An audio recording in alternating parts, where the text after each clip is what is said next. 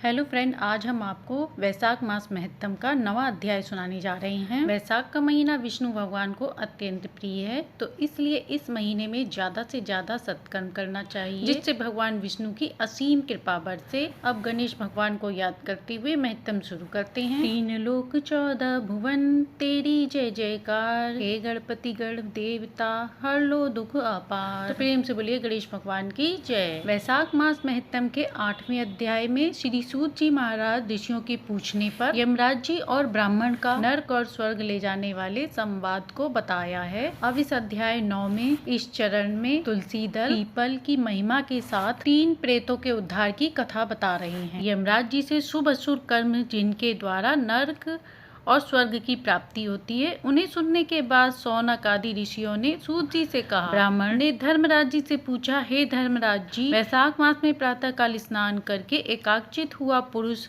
भगवान माधव का पूजन किस प्रकार, आप इसकी विधि का वर्णन करें। धर्मराज जी ने कहा, ब्राह्मण, पत्तों की जितनी जातियां हैं उन सब में तुलसी जी भगवान विष्णु को अधिक प्रिय हैं। पुष्कर आदि जितने तीर्थ हैं, गंगा आदि जितनी नदियां हैं तथा वासुदेव आदि जो जो देवता हैं, वे सभी तुलसी दल में निवास करते हैं। तुलसी सर्वदा और सब समय भगवान श्री विष्णु को प्रिय है। कमल और मालती का फूल छोड़कर तुलसी का पत्ता ग्रहण करें और उसके द्वारा भक्ति पूर्वक माधव की पूजा करें। उसके पुण्य फल का पूरा वर्णन करने में कोई सामर्थ्य नहीं है। जो बिना स्नान किए देव कार्य या पितृ कार्य के लिए तुलसी का पत्ता तोड़ता है, उसका सारा कर्म निष्फल हो जाता है तथा वह पंचगव्य पान करने से शुद्ध होता है। जैसे हर्रे बहुत सारे लोगों को तत्काल हर लेती है, उसी प्रकार तुलसी दरिद्रता और दुख भोग आदि से संबंध रखने वाले अधिक से अधिक पापों को भी शीघ्र दूर कर देती है। तुलसी काले रंग के पत्तों वाली हो या हरे रंग की, उनके द्वारा मधुसूदन का पूजन करने से विशेषतः भगवान का भक्त नर से नारायण हो जाता है। जो पूरे वैशाख मास में तीनों संध्या के समय तुलसी दल से श्री हरि का पूजन करता है, उसका पुनः इस संसार में जन्म नहीं होता। फूल और पत्तों के न मिलने, अन्न आदि के द्वारा धान गेहूँ चावल अथवा जौ के द्वारा भी श्री हरि का पूजन करें। तत्पश्चात प्रदक्षिणा करें। इसके बाद देवताओं, मनुष्यों, पितरों तथा चराचर जगत का तर्पण करना चाहिए। पीपल को जल देने से दरिद्रता, कालकर्णी एक प्रकार का रोग होता है, दुस्वप्न, दुश्चिता तथा संपूर्ण दुख नष्ट हो जाते हैं। जो बुद्धिमान पीपल के पेड़ की पूजा करता है, उसने अपने पितरों को तृप्त कर लिया। जिसने भगवान विष्णु की आराधना कर ली तथा संपूर्ण ग्रहों का पूजन कर लिया, अष्टांग योग का साधन स्नान करके पीपल के वृक्ष का सिंचन तथा श्री गोविंद का पूजन करने से मनुष्य कभी दुर्गति को प्राप्त नहीं होता। जो सब कुछ करने में असमर्थ हो, वह स्त्री पुरुष यदि पूर्वोक्त नियमों से युक्त होकर वैशाख की त्रयोदशी, चतुर्दशी और पूर्णिमा तीनों दिन से विधि पूर्वक प्रातः स्नान करे तो सब पातकों से मुक्त होकर अक्षय स्वर्ग का वास है। जो वैशाख मास में प्रसन्नता के साथ भक्ति पूर्वक ब्राह्मणों को भोजन कराता है तथा 3 रात तक प्रातः काल एक बार भी स्नान करके संयम और शौच का पालन करते हुए श्वेत या काले तिलों को मधु में मिलाकर 12 ब्राह्मणों को दान देता है और उन्हीं के द्वारा स्वस्ति वाचन कराता है तथा मुझ पर धर्मराज प्रसन्न हो, इस उद्देश्य से देवताओं और पितरों का तर्पण करता है, उसके जीवन भर के किए हुए पाप तत्काल नष्ट हो जाते हैं। जो वैशाख की पूर्णिमा को मणिक अथवा मटका जल के घड़े पकवान तथा स्वर्णमय दक्षिणा दान करता है, उसे अश्वमेघ यज्ञ का फल प्राप्त होता है। इतनी कथा कहकर सूत जी रुके, फिर पुनः बोले। इसके बाद यमराज जी ने ब्राह्मणों को इस विषय में एक प्राचीन इतिहास कहा, जिसमें एक ब्राह्मण का घने वन के भीतर प्रेतों के साथ संवाद हुआ था। मध्य प्रदेश में एक धन शर्मा नामक ब्राह्मण रहता था।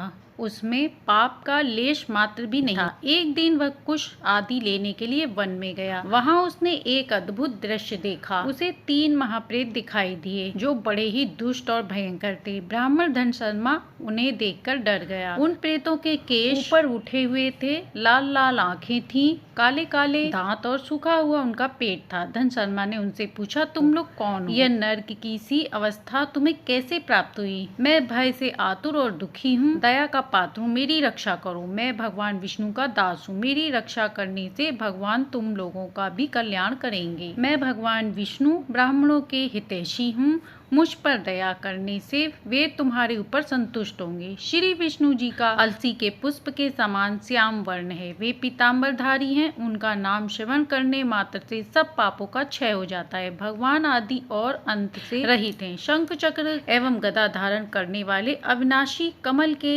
समान नेत्रों वाले, प्रेतों को मोक्ष प्रदान कराने वाले हैं। यमराज कहते हैं, ब्राह्मण भगवान विष्णु का नाम सुनते ही मात्र वे पिशाच संतुष्ट हो गए। उनका भाव पवित्र हो गया। वे दया और उदारता से वशीभूत हो गए। ब्राह्मण के कहे हुए वचन से उन्हें बड़ी प्रसन्नता हुई। उनके पूछने पर वे प्रेत इस प्रकार बोले, हे विप्र, तुम्हारे दर्शन मात्र से तथा भगवान श्री हरि का नाम से ही इस समय दूसरे ही भाव को प्राप्त हो गए हैं। हमारा भाव बदल गया। हम दयालु हो गए हैं। वैष्णव पुरुष का समागम निश्चय ही पापों को दूर भगाता है, कल्याण से सहयोग कराता है तथा शीघ्र ही यश का विस्तार करता है। अब हम लोगों का परिचय सुनो। ये पहला कृतघ्न नाम का प्रेत है। इस दूसरे का नाम विदैवत है तथा तीसरा मैं हूँ। मेरा नाम अभिशाक है। मैं तीनों में अधिक पापी हूँ। इस प्रथम पापी ने सदा ही कृतघ्नता की, अतः इसके कर्म के अनुसार ही इसका नाम कृतघ्न पड़ा है। ब्राह्मण, यह पूर्व जन्म में सुदास नामक द्रोही मनुष्य था और सदा कृतघ्नता किया करता था। कृतघ्न वो होते हैं जो किसी के द्वारा अपने प्रति किए गए सत्कर्मों को भूल जाते हैं या नहीं मानते। उन्हीं पाप से यह इस अवस्था को पहुंचा है। अत्यंत पापी, धूर्त तथा गुरु और स्वामी का अहित करने वाले मनुष्य के लिए भी पापों से छूटने का उपाय है, परंतु कृतघ्न के लिए कोई निश्चित नहीं। इस दूसरे पापी ने देवताओं का पूजन किए बिना ही सदा अन्न भोजन किया। इसके गुरु और ब्राह्मणों को कभी दान नहीं दिया, इसलिए इसका नाम विदैवत हुआ है। ये पूर्व जन्म में हरिवीर नाम से विख्यात राजा था। 10,000 गांवों पर इसका अधिकार था और गुरुजनों की आज्ञा का उल्लंघन करने में तत्पर रहता था। प्रतिदिन 5 महायज्ञों का अनुष्ठान किए बिना ही खाता और ब्राह्मणों की निंदा करता था। उसी पाप कर्म के कारण यह बड़े बड़े नरकों का कष्ट भोग कर इस समय विदैवत नामक प्रेत हुआ है। अभिशाक नामक तीसरा प्रेत मैं हूँ। मैं पूर्व जन्म में ब्राह्मण था। मध्य प्रदेश में मेरा जन्म हुआ। मेरा नाम गौतम था और गोत्र भी गौतम ही था।